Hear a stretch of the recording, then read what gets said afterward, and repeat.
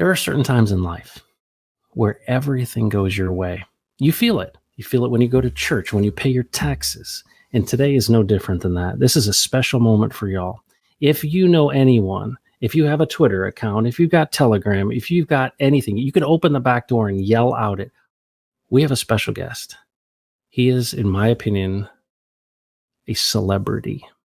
And folks, let's welcome the HODL DOG to the stream. Hey, Matt. Clap it out, dude. Thank you very much for having me. That's such an honor.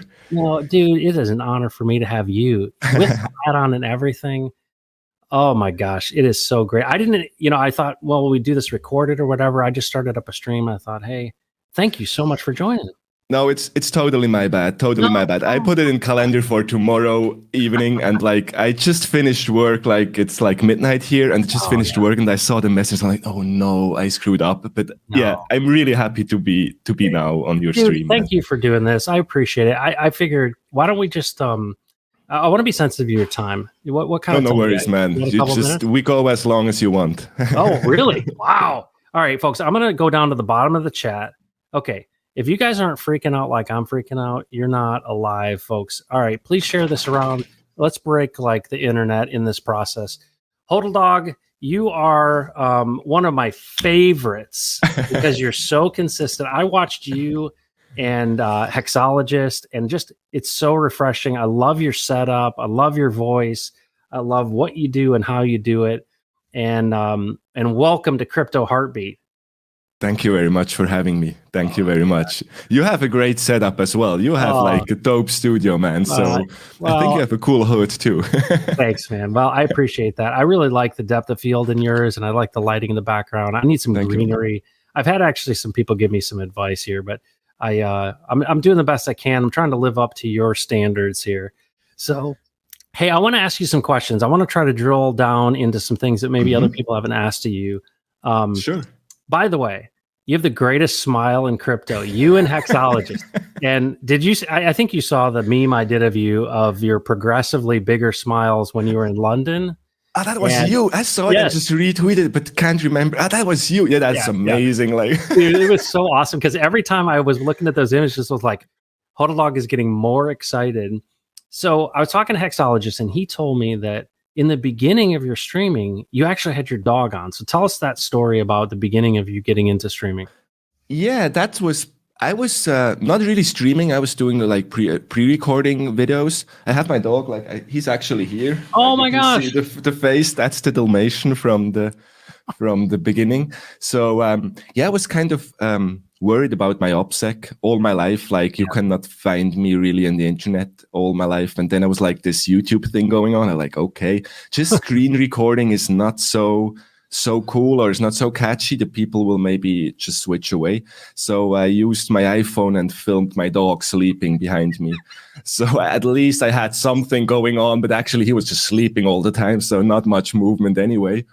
And then, I don't know, I cannot even remember, maybe a month. I don't want to lie. Maybe 2 months later, 3 months later, I just switched and said yeah, come on, let's do it with the face. Let's show who you are, because I stand behind Hex from the beginning, but was really worried about my OPSEC. I don't know why, but yeah, maybe it's just a philosophy. Yeah, you can't be too careful, in my opinion. I mean, especially with how crazy this world is getting, and it's not going to get easier. It's going to get harder before it gets better, I think. Yeah.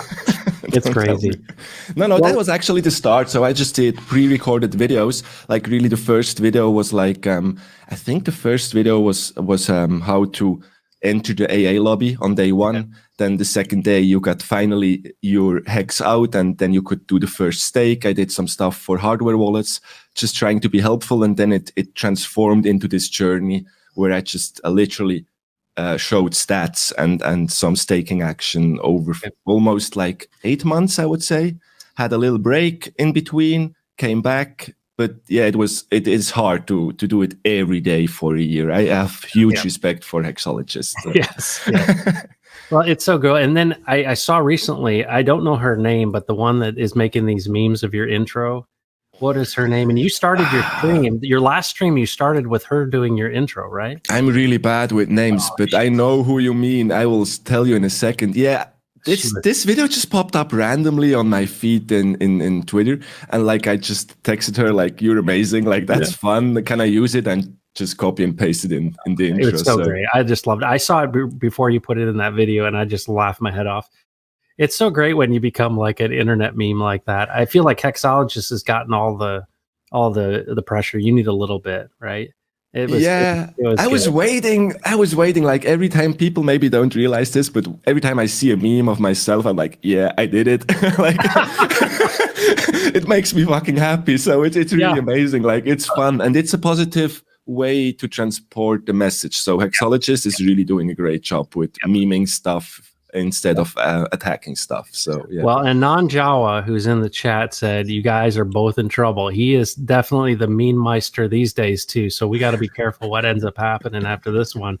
But we welcome that, and it's great for the community, because I like the combination of fun and financial gains. So let's talk about what were you doing prior to meeting Richard Hart? I want to know that point right before you met him. What were you doing in crypto? How did it all happen for you? When did you meet him? All that stuff.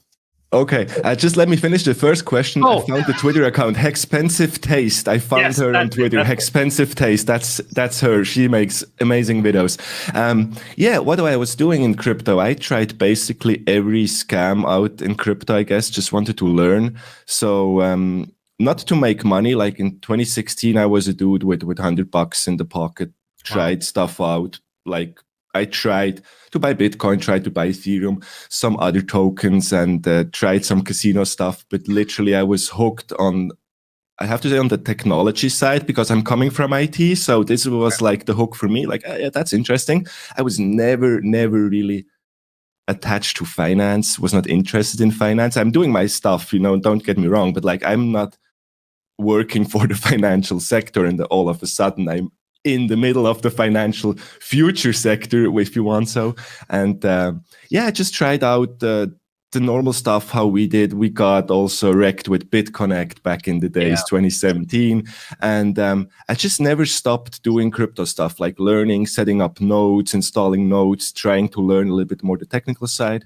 And once then Richard Hart started to talk about Bitcoin CFD token, then transformed to Hex, I was like, okay, let's try it. And I know it sounds silly in a way, but for me, it was also like this point, let's do it. Let's put all in I have, like of my crypto, and let's see if it works. And if not, I'm done with crypto. Like basically, like screw it. Like I'm still on the technical side. I love it, and we are transforming in this maybe for the next couple topics with the PulseChain. So I'm like really swinging in between the financial and technical side, and in between I'm doing videos, and I still have like a Bitcoin node running in the background, and just for fun, man. That's like, that's cool. You're in it for the tech, I'm sure. Yeah. That's right. That's right. Well, this is really cool. So let me ask you this. I've always been curious about people that saw Richard at the very beginning. What was it about him that gave you some trust to put it all in on his new project called Hex? Yeah, I had the trust before Hex, like already 2017, or like I came into crypto late 2016, and then like I would say early 2017, I discovered Richard, and I liked the way he talked. Like when I was learning English, I learned a lot from hip hop music. So there you have like the rough phrasing of stuff, and not so politically correct how people talk. So I really liked how Richard was talking, like just straight, honest, and I like the part of English, like you can make simple phrases, and like with very little words you can say so much. And he was just like blowing my fucking mind. I cannot say it. I was like, whoa, okay, the dude is right. And that doesn't mean that I am agreeing like 100% on everything, but like the majority of things. And I was new in this crypto field, so I was like, okay, I can learn. And I was like SpongeBob and just trying to soak up all the information. I'm still doing this today. If I see people who know more, you just shut up and you listen. So yeah. Okay. That's how I do it. That's fantastic. Well, okay. So that's, you know, your story is very similar to a lot of folks. One of the things that I've recognized from these interviews is that when you got introduced to Richard, it was before he was being attacked so much. He was really helping, it sounds like to me, expose, and to me, let me ask you this. He seemed to be a lot more collaborative at the time because he was looking into building something and building a better Bitcoin and all of that stuff. Were you a part of that kind of conversation where he was going through, hey, I'm going to be doing this project, or I'm going to work on these coins? Because I know that there was a fluid dynamics thing that he didn't do, and then he got into, it was Bitcoin Hex, and then it became Hex. Was there it seems very collaborative at that time, at least. No, so I was never involved with, like, the intention was really, I was waiting for day one, and I wanted to catch like this day to make the first video. And I was not even aware of Hexologist Telegram interactions. I think Hexologist, for example, was way before of the launch active in Telegram. I was never in Telegram. For me, this is just too much noise, cannot handle it. So no, I was not at all involved in this. I was just like, okay, here's the finished product. And this was like, I know we repeat this oftenly, but this was the first time in crypto after all these years, after all these white papers, the silly roadmaps, you know, like promises, you had a product. Like, hey, that's finished. That's refreshing. That's refreshing, yeah. And also back to the question about Richard, it is like I operate a lot of times on with my belly feeling. So if I have a good feeling about you or whatever, this is where I put most of the trust in for myself. Like I trust a lot of my intuition, I would say. So and it was just got confirmed in Zurich once I saw Richard live. I was like, okay, that's well, what you see is what you get with him. So okay, I followed you during the Hex 731 gathering. It was so fun to live vicariously through you and all the photos of everybody. So here's my big question on that event. Tell me who you were most excited to connect with in person that you'd never had met in person before. Like, who are the guys that you're just like, it was so great to meet them? I think it's really connected with the meme you did, like, because this was like, I don't know, the first day I was alone, then in the evening I met some folks like Hexter Morgan and DJ Cryptomatic.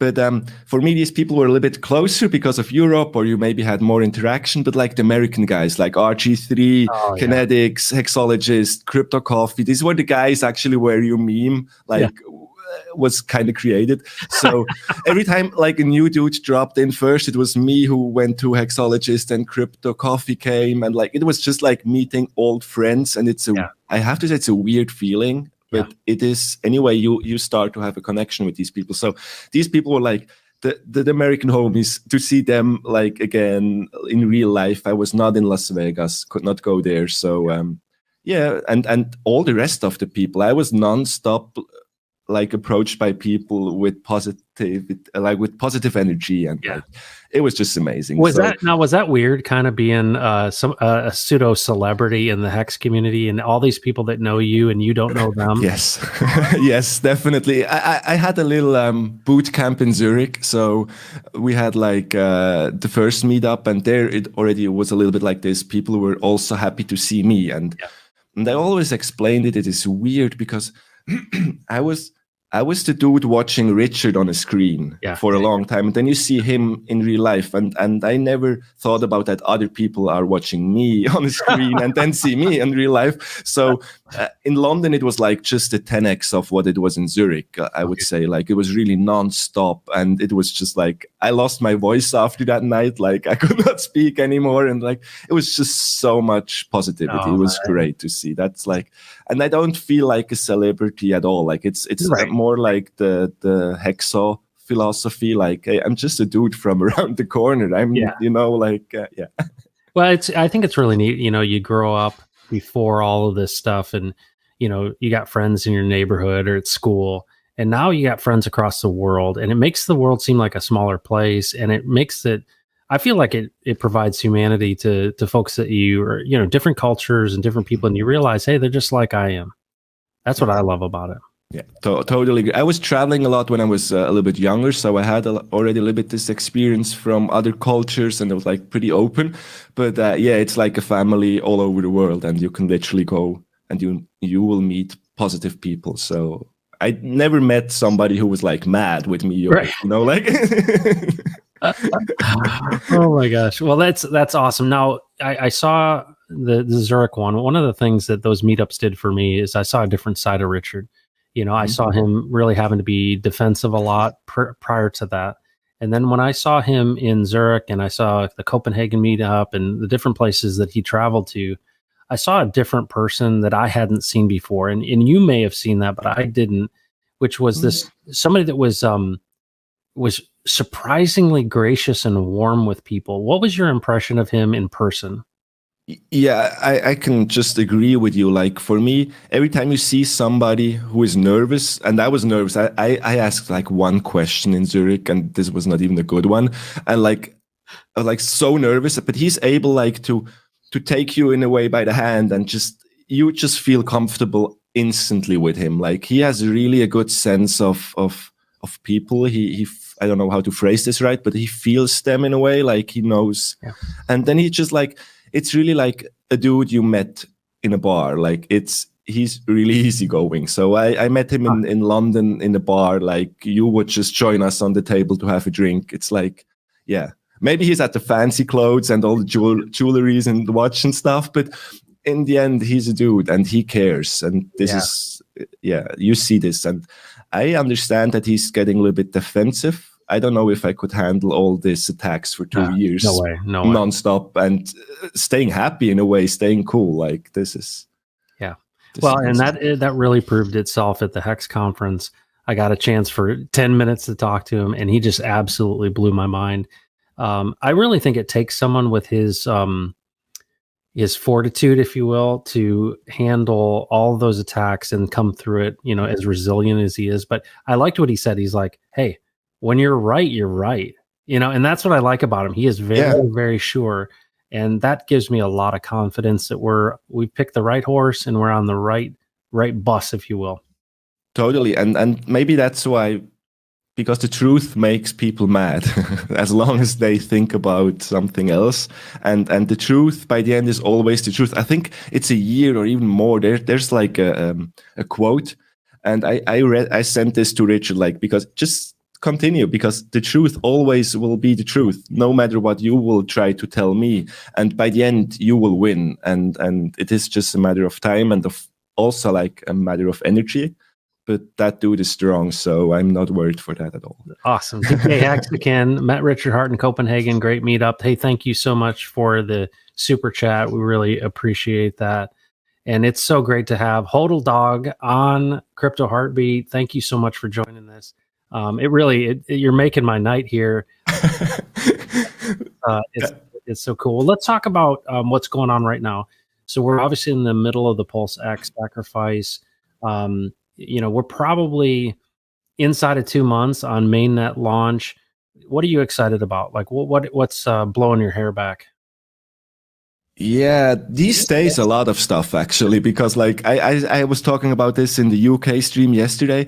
I got it completely wrong. Like for me, it was like a stair and Hex is on top, and then PulseChain is like one step down, and then you have Pulse X, or turn it around. You have the infrastructure of PulseChain, and there is a product called Hex and the upcoming project called Pulse X. And now the sacrifice amount is just going through the roof and yeah, I admit, like I was wrong for myself. I thought it will be less and less, and it's just the opposite. So, not really sure what to think about that. But one part could be people are getting aware of the projects. Like, not so many people were aware of Hex. A little bit more people about PulseChain, and now it's just hitting slowly the masses, and people are just sacrificing crazy amounts. You still have sacrifice going on for PulseChain, which is ridiculous. You basically get nothing.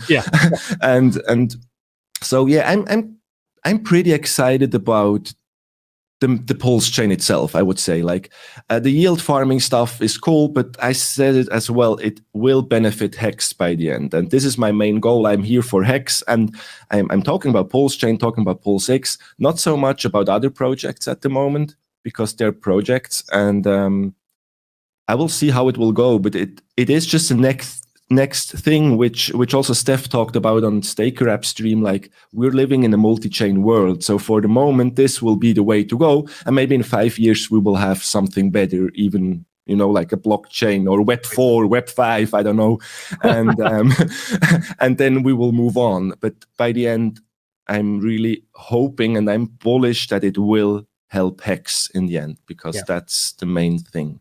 And I'm doing some stuff on the testnet right now, running a validator node, and I'm just seeing how stuff is going on the technical side. So I'm really, I'm bullish on the infrastructure side as well. If this runs smooth and stable and no downtime, then we're just golden. Like that's good. No, totally. So okay, so let me ask you then. I think what's really interesting is I had a conversation today. A hedge fund from Stockholm reached out, and they said, we were talking about what they were looking to do, and I asked them. I said, "Do you know about PulseChain and Hex and all this?" Because they were saying, finding yield is almost impossible right now. And I thought about this for a second. We've been talking about yield for a long time here, and I said, "Do you know about Hex?" And they were kind of like, I think maybe a little bit embarrassed that they didn't really know about Hex.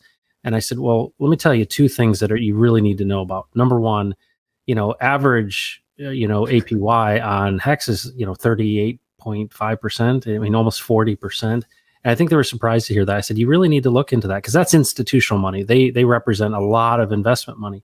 But the thing I said to him as well is I said, you realize in PulseChain, all your clients who have these ERC20 coins are going to get a copy over.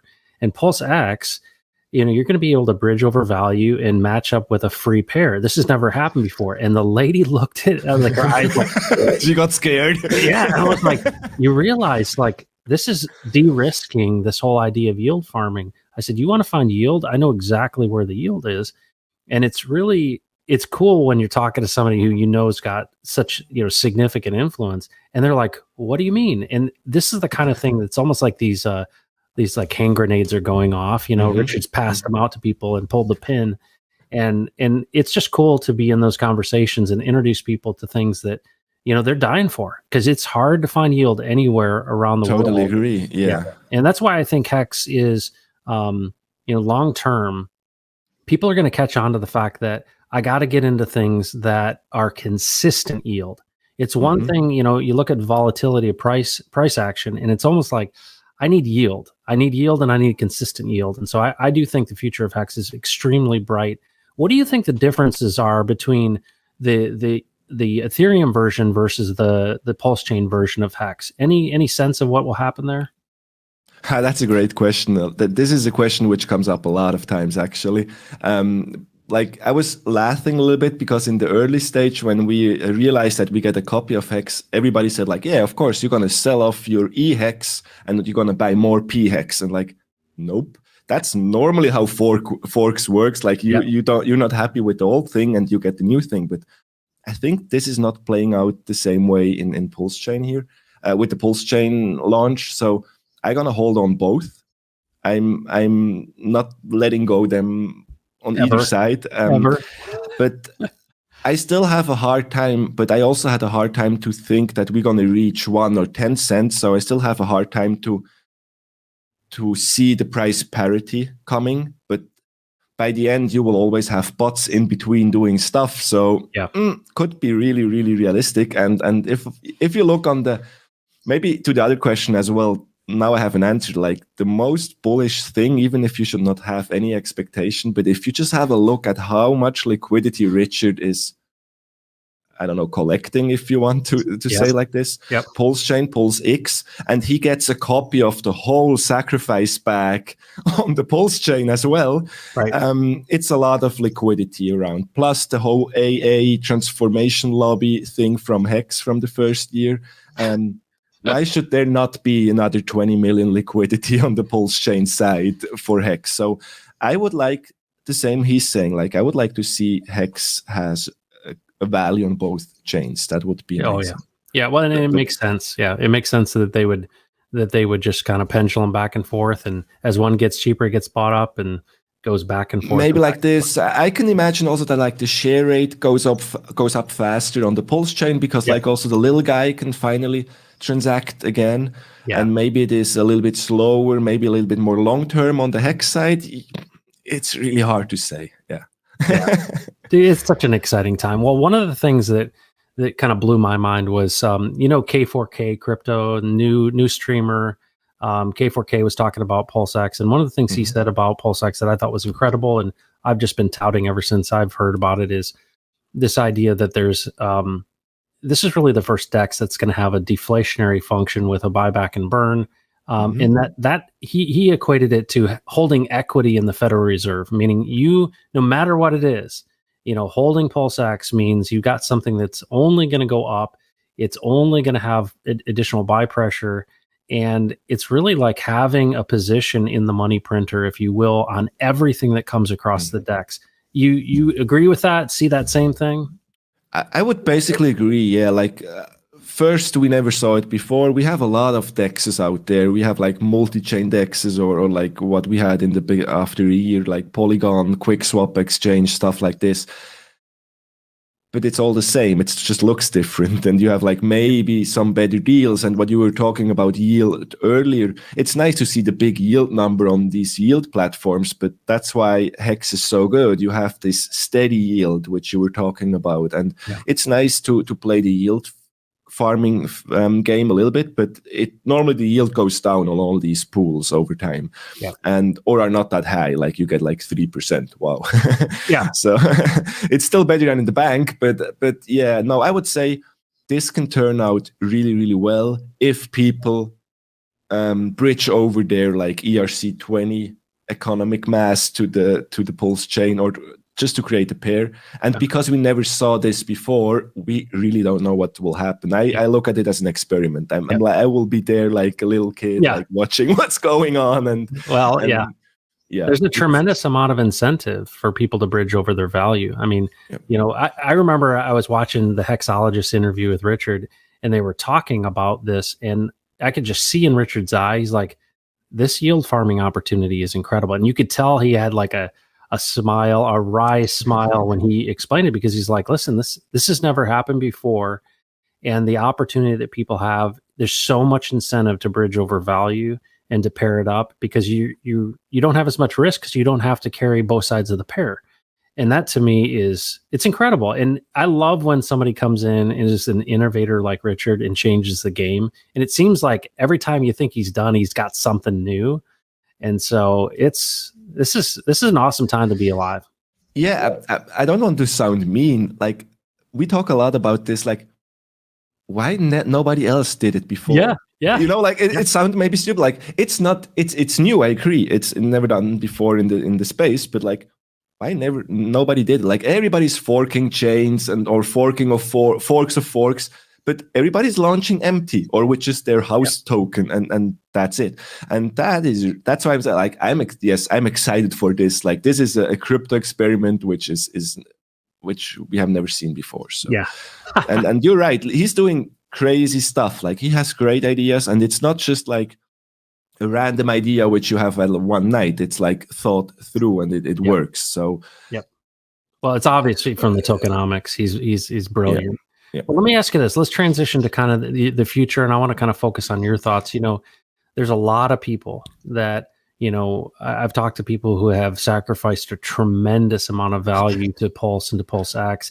And, I just do a little math and I go, people that have not had a tremendous amount are going to have a tremendous amount. And this is really a whole shift in abundance thinking, right? That people are going to have an abundance of resources. And so this idea of the world changing because people who normally didn't have the resources are going to, means that a lot of new investments are going to happen, a lot of new technologies, and just a lot of new things. And I see this as an opportunity for generosity and for people to really solidify their legacies. What do you care about? What are you planning on in the future? What's your hopes? What do you love? What do you hope for the future of humanity? What's HODL DOG think? I hope it gets better a little bit. No, just to be honest, I have to be honest, like here in Switzerland the last 2 years, and I think a lot about the past sometimes, but I think Hexicans in general had the best time in the last 2 years in this weird situation all over the world. Yeah. So we were blessed in a way to have this situation already. I hope that people will do good stuff, like with this enormous bag some people have. Like you said, when you see what people are sacrificing, you can assume that it's maybe 5, 10, 20% of their bag. So you can just calculate a bit. So I hope they once the flexing phase is over, like buying Lambos and watches and cars and shit, I hope like we see projects like helpful with a meaning. Like, but for me personally, it's a hard question. I have to be honest, because like I when I talk to my close friends, they ask the same questions. Where are you going? What's your plan? And I'm always answering like, at the moment, I'm trying to finish this chapter. I'm not like, you know, like let's close the book first before we're going to open a new one. And I'm in some sort of a transition phase. Like I worked like 10 years self-employed now with my company. And it's like, okay, maybe it's time to move on. So I'm pretty open. For me, this year is like the transition year, and wherever I will go, I will be there. So I have not a rough plan. It's difficult to explain, but like yeah, I tweeted it once, like I think half a year. The first goal is like to pay off the mortgage of my mom's house or my mom's apartment. And once this is done, I know she's safe. And then I just have to look after myself, basically. And this will happen this year. It's just not, it's doesn't have to go so quick. Like you don't, and I don't need so much. I always tell this, like, I don't need like $100 million on my bank account. I want to have food, a shelter, and like, occupation I will find. Like I'm not getting bored so fast. So wow, that's actually super refreshing. And especially when you're in Switzerland, I mean, that's the heart of greed, in my opinion, right? It is where all the gold is, all the money of the world. The stolen riches are harbored, right? And it's refreshing actually to hear you talk about that. And you know, you think about once you've got everything that you need and you've taken care of the people that you care about, you know, that's what I'm excited about as well. After the flexing phase is over, what are people going to do with this abundance? And, you know, my hope is it just affects people in their communities and near them. And, you know, tomorrow I'm interviewing the CEO of Make a Difference Energy, George Wentz, and he's been on a couple different streams. And, you know, they're talking about wireless energy transmission that you could send, you know, commercial grade energy from Idaho to West Africa with one tower. And I'm thinking, if we change energy to wireless and we don't have to go through transmission lines and we can have that energy come from geothermal or some sort of renewable source, that will literally change the very nature of the planet. And, you know, that's the stuff that Hexicans are into. Like they're actually a part of financing the future that's going to make everything better for everyone. And that to me is like so bullish for the world and for my kids. Like I'm looking at this world going, you know, people getting locked down and all this stuff. And I think there's going to be a rebirth of individual sovereignty and freedom. And it's going to be started by a lot of these Hexicans, man. We're a part of the future.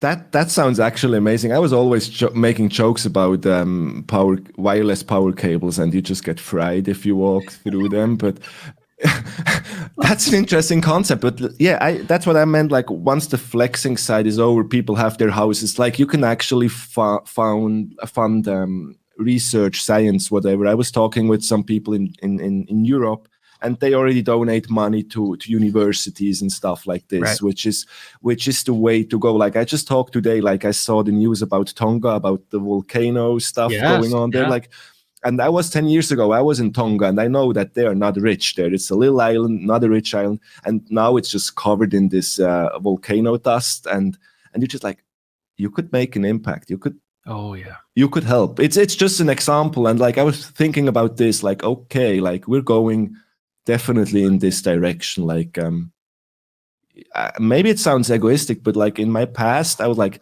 hey, first it's me. I have to look that I'm good before you can help others. You have to be good yourself. So that's a little bit like how I see things. And it was just a random thought. Saw the news, like, oh, I love Tonga. It was a great experience to be there like 3 weeks, and you could help. But I think on the other hand side, you have to be careful not to spend your money too quickly, I don't know, not thought through maybe. So this will be really like also maybe a part of my occupation to think how to help in a good way. That's fantastic. That is awesome. Well, I appreciate you jumping on the stream. I know it's late for you. 208 people. You definitely broke the internet and brought in all the people. This is definitely a high watermark here on Crypto Heartbeat. And you're my first live interview. So thank you for joining. I didn't even knew that your interviews are like pre-recorded. Yeah, I was just watching the whale-born video, which you did, which is amazing. Like I saw this morning.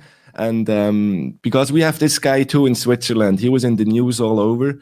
Like he's from Iraq and he bought Bitcoin with 9 years. Oh wow! And he's like 20 or 21 now, and he just broke the 1 billion mark in Swiss francs. Like this is crazy. So and actually he did this exactly what you described in your Wales video, like buying Bitcoin, pumping the Bitcoin into some Ethereum, which was cheap, and he owns like 500,000 Ethereum. So it's just crazy. And I was just laughing reading the news, and then I saw your video. Like, yeah, that's like the example, the practical example. So, well, it's funny. Let's finish up with this concept. I want to get your thoughts on this. I made a video a while back that was that Richard Hart will potentially become the richest man in the world. And what's really interesting about this is I really truly believe that Richard's going to be the first trillionaire on paper, at least. And if you think about what's happened with the sacrifice, and if you really, he's never going to admit to being the OA, right? He's never going to admit to any of that stuff. But how cool is it that the founder and leader of this entire ecosystem that we're a part of doesn't need to sell a thing, right? Has all of it and has our best interest in mind. And that's, to me, the hardest thing about all of this is, who do you trust, right? You got this trustless contracts and, decentralization. But it's funny to me and almost ironic that it comes back to trusting a person. What are your thoughts about your trust for Richard and all of that stuff about him being such a leader in this world? Yeah, like the first half year or the first year, people were talking, the intention is like he's doing it for the glory or just like for the respect. He doesn't need the money. I just onboarded my boss like a month ago, and he was like, yeah, but I think you felt for a scam, dude. And like, yeah, let's talk in 2 years again.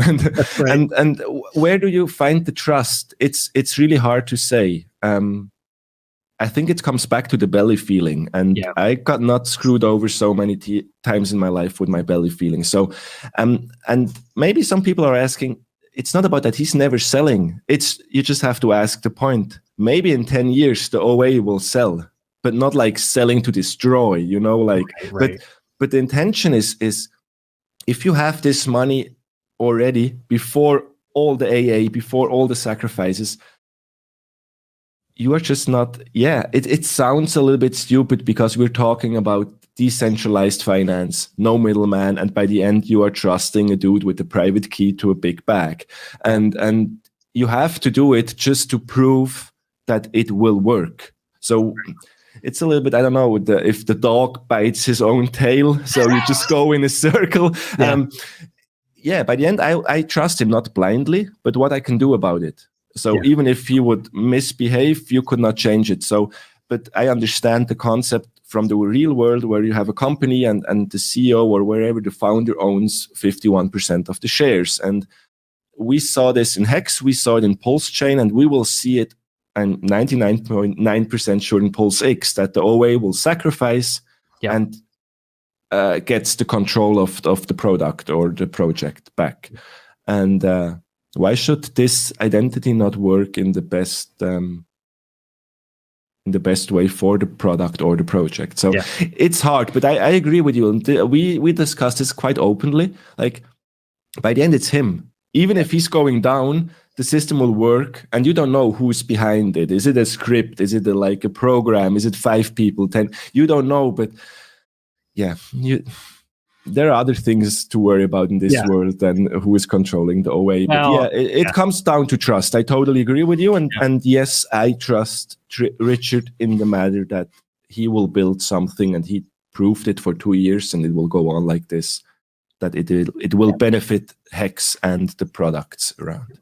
Well, for me, I'm the same way as you. I make those gut feelings, right? You get a sense for somebody, and it's an intuition that you have. And so what he said to me at the end of our short interview that we did the other night, he said, I asked him, I said, what do you want when you're 99 or 109?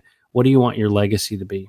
And he says, it's about the community and it's about the people. And I really liked his his thought process, because he said, you know, people that work on, you know, medical research, people that are in just about anything, it's people, right? And if we're not taking care of people, what's the point?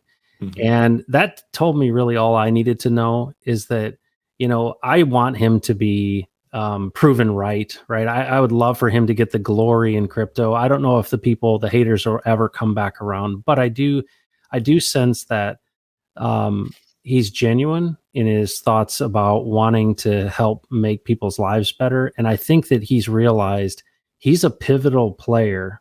And I think once the PulseChain goes through and we see how big this is, he's going to really solidify himself as somebody who really leads, because his thought process is helpful to a lot of different areas, not just crypto. Oh yeah, that's true. Like that's why we loved him. Like before Hex, it was not just crypto. It was also like life advice. Like if you look at his older videos, you see a lot of good stuff. And you're right, he's a leader. That's I'm totally sure with that. I like when I went with Markable Thoughts to Zurich, like Markable Thoughts traveled all the way from Netherlands to Switzerland, and I picked him up at the train station. The next day we went to Zurich to the meetup, and like we looked at each other like, we're fucking moon boys, like, and not moon boys, fanboys. Like, what is happening? I never went to a concert, like, you know, like stuff like this. Like, and now this is the student, like, I'm in my mid-30s, like, what I'm doing here? Like, no, it's cool. It's right. It's the right thing to do. And I will look back in the future, and I will be happy. So it's just funny, and in a way, he leads what we talked about in the beginning of the stream. It's the truth. Why should you not spread the good word about the truth? It's not that we are lying, that we are scamming people or whatever. I have a lot of comments on that I'm scamming people or people who are not understanding Hex, but this you just have to ignore. And he's leading through this noise, and people are following. And I think that's a good thing, because it's the truth. I cannot say it differently. Like, Well, HODL Dog, thank you so much, and you're welcome. I really appreciate you joining at the end of your day there. Have a good night. It's so great to meet you live, and thank you very much. And thanks to everyone in the chat for joining us here. This is a special live with HODL Dog. And smash the like button and subscribe to Matt's channel. He's doing a wonderful job. I saw the channel today. Like, he has so many interviews, so many videos. Just keep on going, man. It's amazing. Thank you so much. Thank you very much. Man. We'll see you. Have a good day. You too. Bye-bye. Cheers. Oh.